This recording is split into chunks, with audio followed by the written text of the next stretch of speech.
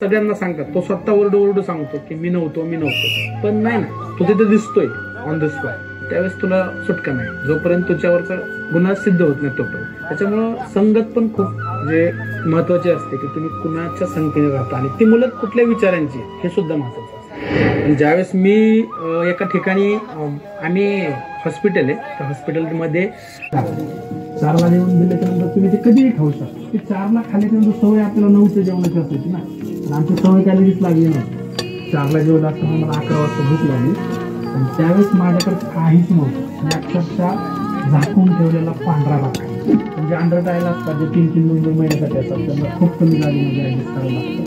आणि आपल्या घरी एका भयानक असतं. त्याचा त्रास जर तुम्ही अनुभवल्याशिवाय काढला पाहिजे. गुन्हेगारी करणं खरंच सोपं असतं, एखाद्याला मारणं पण सोपं असतं, त्यापेक्षा जास्त सोपं पोलिसांना तुम्हाला पकडणं.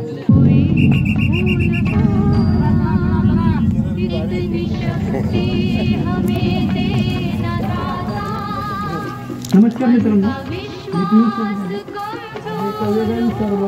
त्रास दिला जातो, जेवणासाठी त्रास,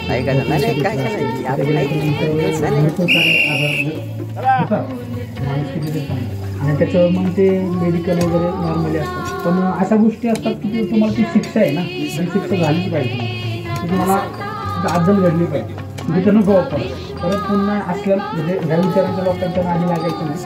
आणि आपण ह्याच्यासाठी ती लोक आपल्याला वेगळी वागणूक दिली आणि ती योग्य आहे. मला वाटतं, मी याच्यावर म्हणजे असं वाटतं की ती योग्य आहे, कारण त्या माणसाला कळलं पाहिजे आपण केल्याच्या नंतर हे भोगायचं, फक्त भोगायचं नसतं.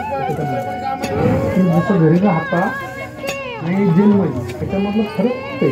जसं तुम्ही घरी वाटतं ना की बाबा आपण कसं घरची लाईफ बघतो, तसं घर आपली लाईफ असते. ते काय नसतं, मीच सांगतो मग ते काय असतं, याच्यामधला फरक सांगतो की नॉर्मली घरी तुम्ही किती वाजता उठू शकता, कसे राहू शकता, कसं दडपण नसतं, तुम्हाला सगळं आयतं मिळतं, सगळं आयतं मिळतं घरी. आई वडील असतात, तुमचे कपडे आई धुती, तुम्हाला कुठलीच गोष्ट करायची गरज नसते.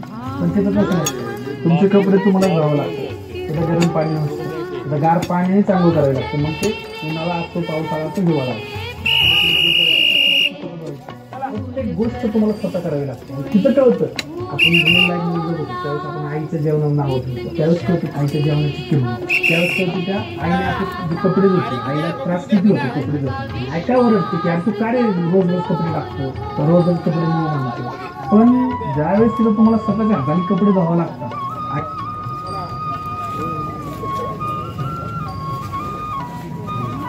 सर एक मिनिट, अरे विजू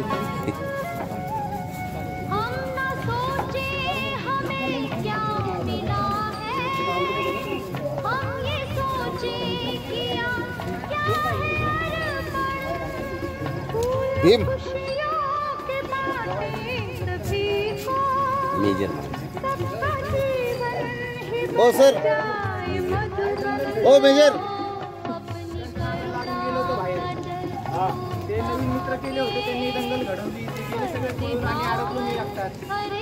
किती दिवस झाला आतमध्ये? वर्ष होत आलं साहेब आतमध्ये. आले का मित्र भेटायला? काय मित्र कोण नाही आले, घरचे येतात फक्त भेटायला तेवढे.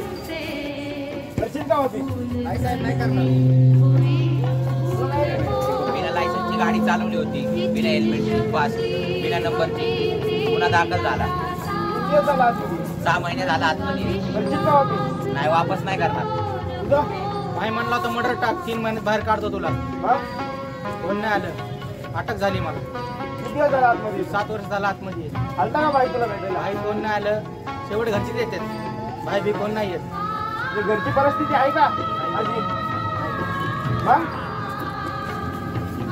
तुझं रे कशाला आम्हाला जाता नाही तुला? मी बाहेरगावी शिकायला होतो, हॉस्टेलवरच राहायचं. कॉलेजमध्ये माझी भांडणं झाली होती, माझा काही संबंध नाही. शिकायला जाता का भांडणं करायला जाता कॉलेजमध्ये? दुसऱ्या पोरांपैकी माझं नाव कॉलेज घेतलं. आज 6 महिने झालं त्यांच्या सुटीला फोन करताना घरच्यांना बोलला हॉस्टेलला घरची का परत? माझं काहीच संबंध नव्हतं साहेब, माझं नाव कॉलेज झालं.